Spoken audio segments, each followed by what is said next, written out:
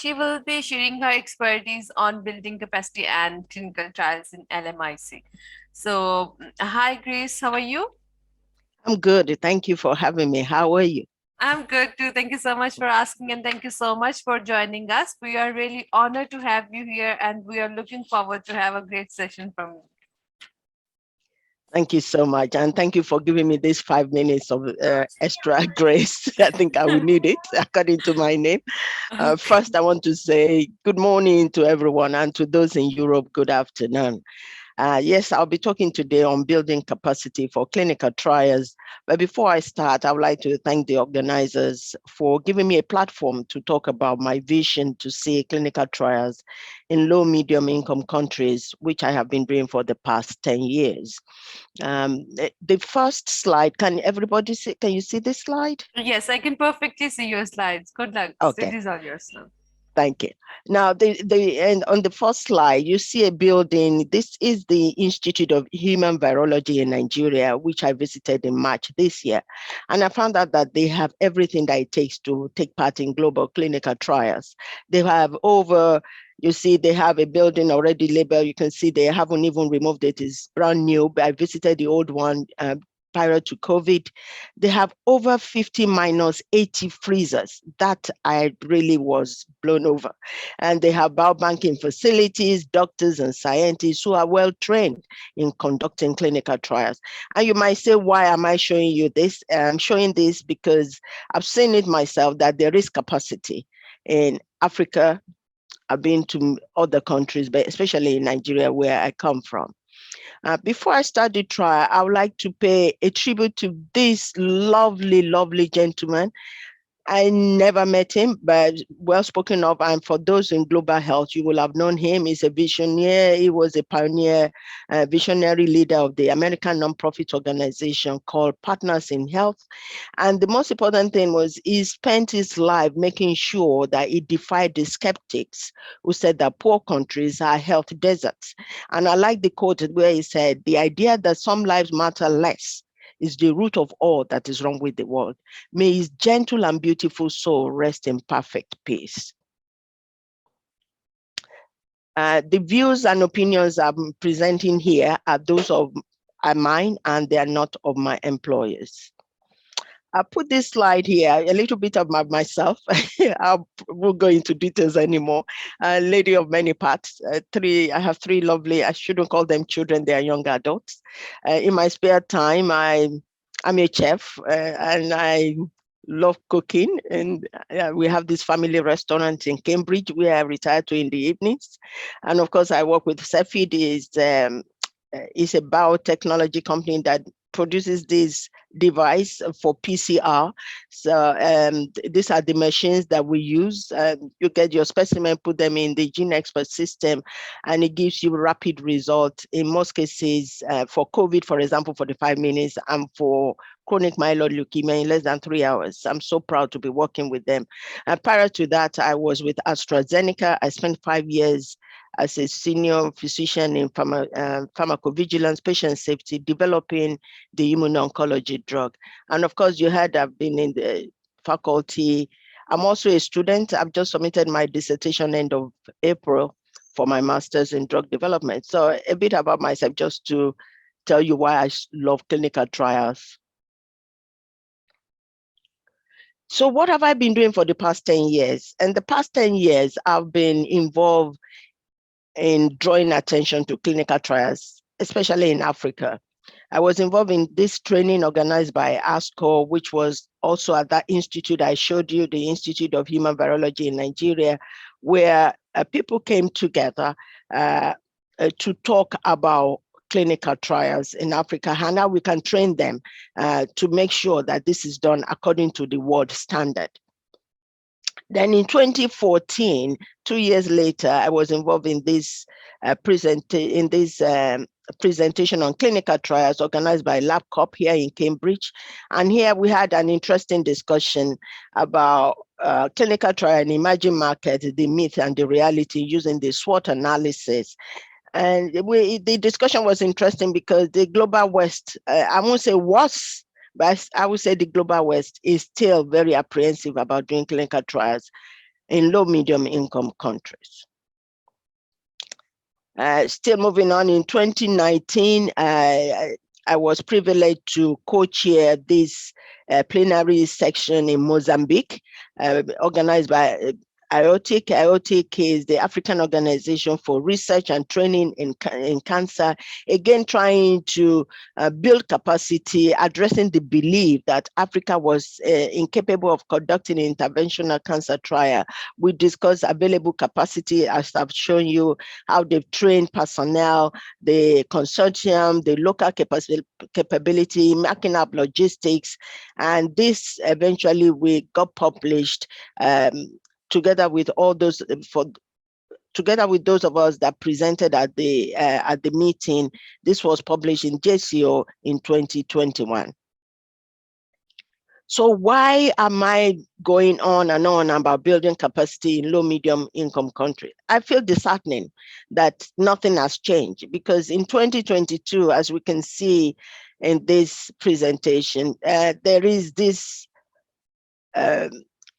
news that was reported in Nature by Ledford and Maxman about a trial they were trying to do, African clinical trial, denied access to key COVID drug called Paxlovid. And they couldn't understand why. They approached Pfizer for supply of this antiviral drug. They were planning to have this study in 10 African countries with the aim to find treatment for mild to moderate COVID-19. Particularly those that will work in resource-poor countries setting. And they could not get access to the drug. And the response that Pfizer gave was, we are committed to well-controlled, I want us to look at the words that are being used, well-controlled, hypothesis-driven clinical studies that can provide data that will be accepted by global regulatory agencies. The company went further to say in a statement, we are focusing our efforts and resources in a way that maximize availability of our overall supply. Yes, we want to maximize overall supply, but the question is, does that mean if it was done in Africa or any other low-income country, it will not be well controlled? Does that mean it will not be hypothesis driven? Does that mean the data that will be generated will not be accepted by the global regulatory? The answer to these questions will have formed the basis of a long discussion that we cannot finish if we start it in this meeting. So I will leave it to be an elephant in the room. So what is the classification of countries in the income classes that we have? If you see in the picture, you see that, of course, the global West is this dark brown, high income. Most countries in Africa are low income. That means they have gross national income or GNI per capita of less than $1,000. And you see some countries in Asia, they are lower and upper medium. Only a few countries in Africa are actually upper middle, and that's South Africa and part of the North Egypt. And it's decided the lower medium, we have the low income will be less than 1,000, as I've said, but the middle one will be between $1,000 and $4,000. And this is linked to their GDP as well.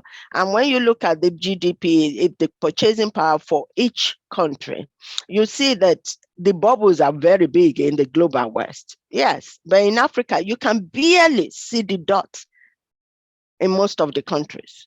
But then it was interesting when I looked at the sizes and the money that these dots actually represent. I found that Nigeria and Netherlands have the same GDP purchasing power of 1.2 thousand. But that is where the comparison, that is where the similarity stops. Everything else is different. But I like this saying, the Paul Clyde, the president of the William Davidson Institute in Michigan, he said, the healthcare markets are growing faster than the GDP that we saw. And he said that since 2000, 33 countries moved from a low-income country classification to medium income. So quoting Paul, he says, it isn't really a question of whether or not businesses will end up serving today's low, medium income countries as a major part of their portfolio. The question is only which businesses will do it. That is the question. Which businesses will do it? But I have an answer. Some businesses are doing it. I don't work for GSK. I've never worked for GSK. But in 2014, when I was going to present, I saw this and I was really appreciative of what they are doing. I love which I've highlighted in yellow. It said our long-term commitment to Africa and developing countries is not just philanthropy. It's a new way of doing business that drives sustainable growth while ensuring medicine of value reach all those who need them. The medicine of value can only reach if they take part in clinical trials. Now we understand what Paul Clyde was trying to say. It depends on the businesses whether they want to do it or not. But why will they not want to do it? We have the huge population in Africa. There's the ready market after the launch of the product when you've done the clinical trials. You can unlock potentials by training the workforce. You have the benefit of a younger population. They have more disposable income. So even after the clinical trials, if they have to pay out of pocket, which is what happens in most part of this LMIC, they have the disposable income to do it. You have prospect for continued long-term growth. And all this, it doesn't seem as if we're taking it into consideration.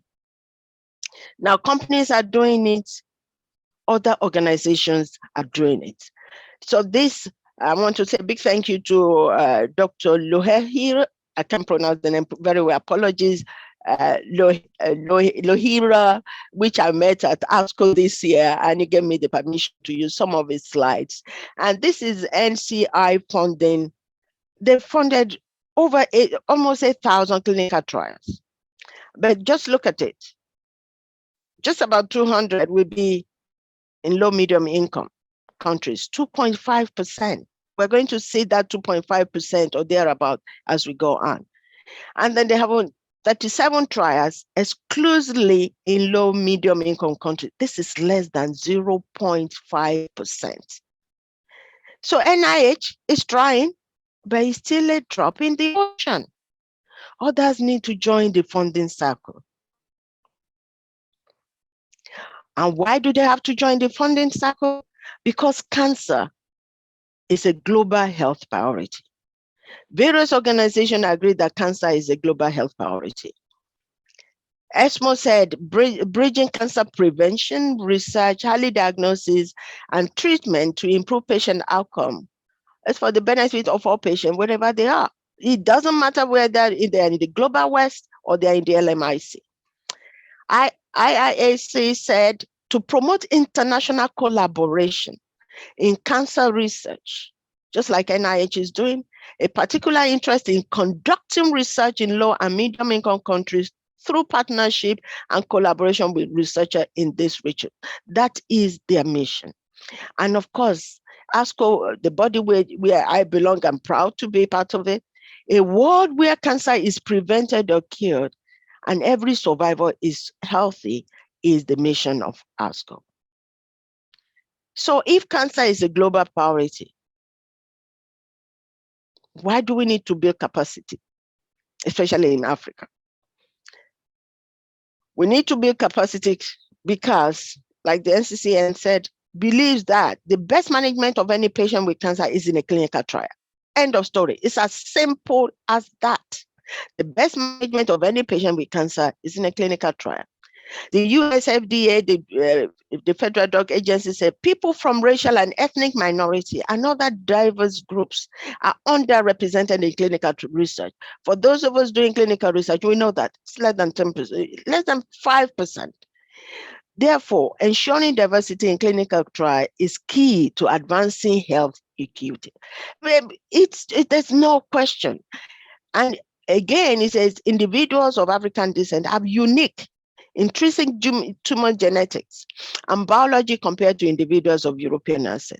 Therefore, we need to look for new drugs, for new diseases to replace those patents that are expiring. But in addition, we need to look for drugs that's going to address this unique genetics and biology. And in in going further with that, Professor Captain, which again I met during ASCO, presented this paper using biological mechanism of breast cancer disparities and multi-ethnic PDX model to predict a possible immune signature associated with triple negative breast cancer of African ancestry. So I'll just give a little background. Triple negative breast cancer is 1/4 of all breast cancers, but is most common in Africans and those with African origin. Yet, if you check the breast cancer trial, which we will show, you will see that the participation is abysmal. So he concluded, Professor Captain, that African-associated genes and include druggable targets with therapies already in the clinic for other cancers. But there is no access to clinical trials. If there's no access, how would they develop the drugs? Talking about clinical trials in breast cancer. This is clinicaltrial.gov.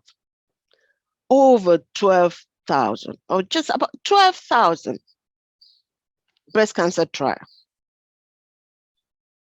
And only 2%, 256, is in Africa. Out of these 256, 50% is in Egypt. Just over 40% is in South Africa, and Nigeria has 5.5%. Yet, the whole of Africa has a population of 1.4 billion as of July 3rd this year. And this is equivalent to almost 17% of the total world population. So the total world population, 17% of them are in Africa, yet only 2% are represented in clinical trials. We need to be talking about clinical trials in low-medium countries. And I'm just using Africa as an example. So what is the concept of building capacity? Because that's what we want to discuss. I like this concept from Humanity Health. Building capacity involves taking action. Building capacity involves leadership development, partnering with the people, organizing and development, and most important, ability. You just don't do the clinical trials and leave them to their own. No. All stakeholders must be ready to take action through collaboration and development. We must share knowledge through training. Lastly, there must be a measuring tool in place to evaluate the impact of the knowledge transfer. So the gaps are due to availability. Is there any? We've just seen it, there's no availability. Just if 2% of all the clinical trials in breast cancer in Africa. Accessibility, acceptability, whether it's political, social, or cultural challenges that we have, and the affordability. Most things in Africa are done out of, and I'm sure in India, in Asia, are done out of pocket.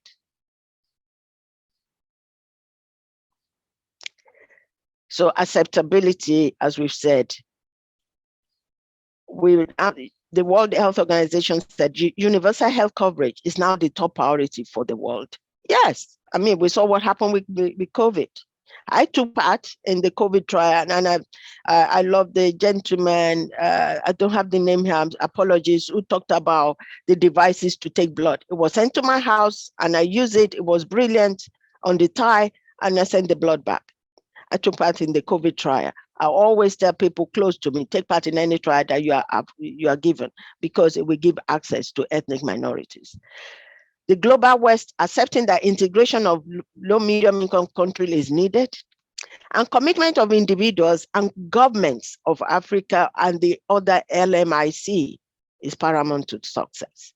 Because even if the companies are ready to do it, if the people don't accept it because of fear of being used as guinea pigs, because of fear of what had happened in America in those days with Tuskegee, the trial, where the people were used, were even, I don't want to go into it, but that formed the basis of, I would say, African and African origin being afraid of taking part in clinical trials. So there has to be acceptability on both sides.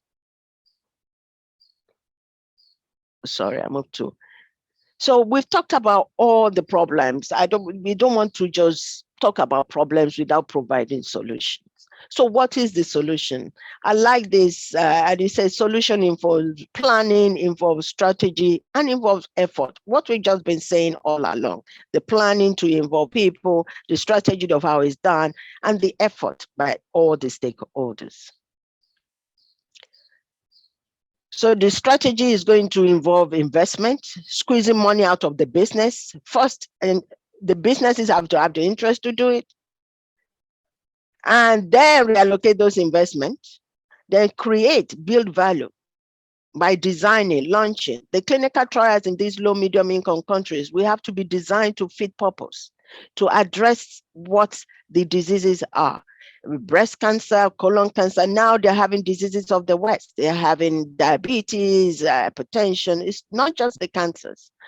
And of course, capture value by using new techniques like we've just seen. Can they use remote monitoring, continuous improvement? So invest in the infrastructure to support innovations and advancement, travel grants for training workshops, interinstitutional collaborative training, create exchange programs, training webinars like the one we're doing, remote workshop, perform evaluation of those training programs to make sure that you are hitting the button.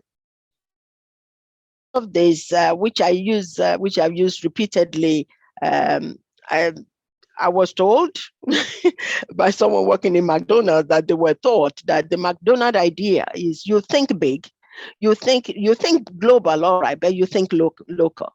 So if I have to buy McDonald's, let's say in India, the meat we have to be vegetarian to start with, maybe in the places.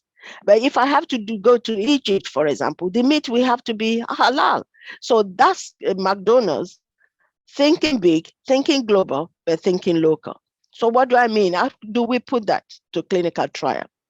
We need to involve the community. We need to get the buy-in of the community. Do we go to the chief in all the villages, the kings in all the villages to say, look, we want to do clinical trial in the cancer? And because the people will listen to them. Do we need to get healthcare workers in the community? When we do that, it reduces the mistrust that they have in clinical trials and research. It increases the level of participation. It reduces the language and cultural biases. It increases the diversity by decolonizing the clinical trial. It leverages the existing resources that I've shown you, for example, that exist in Nigeria, over 50 minus 80 in just one center. I've not even spoken about all the teaching hospitals. I've not spoken about where I train, University of Georgia, University of Lagos in Nigeria. Addressing supply chain. How would we have clinical trials in Africa? We do in breast cancer, as you heard. We do in hematology. How do I get the cartridges to them? How do I get the reagent to them? Because they want to do PCR, and it's fast. Address the supply chain, the local regulations, and the staffing issue. What other things can we do? We've said it, a consortium of university for global health. We can train the trainers, we can have an exchange program, we can develop the human and the infrastructural resources through partnership. And that is what should I say, that was what Dr. Farmer was doing. At the time of his death, he was actually teaching at the university in Rwanda, and he died in Rwanda, doing what he loved best. His legacy needs to be carried forward to see his vision for low, medium income countries. We should not let his legacy die with him.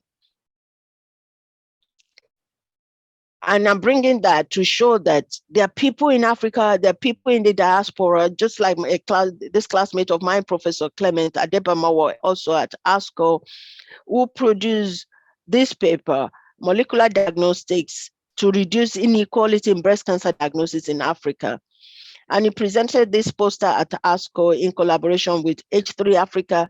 H3 Africa, the head is the Professor Chibali. You can read about him. You know, the people there in Africa trying to make sure that whatever they've learned in the West, because it was here in Cambridge, they bring it back to Africa. But they need people to support them. So they put this together, they put this study together. So there's the investment, there's the creation, there's the performance. It captured everything we're trying to do. And the study is about the African female, breast cancer epidemiology study. This is just an example of how we can bring efforts together by investing, by creating, by performing. Another example was this paper presented at ASCO, and it said clinical trials must be designed to meet the needs of the countries in Africa and other LMIC. Relevant disease setting, not just infectious disease, because when we think of Africa and LMIC, we think about malaria, we think about TB, we think about HIV, we just think about all these infectious diseases without thinking that they will have cancer. We need to be collaborative and multinational. We have simplified toxicity reporting and monitoring of subjects, like the remote monitoring we've spoken about. Reduce the visit to a minimum. Use the community leaders, because where they're coming from might be miles away, and they may have to travel for days to get to the clinic or to get to the hospital. We need to sort of minimize that. And that's thinking global, like we've said before. You think global, but you think local.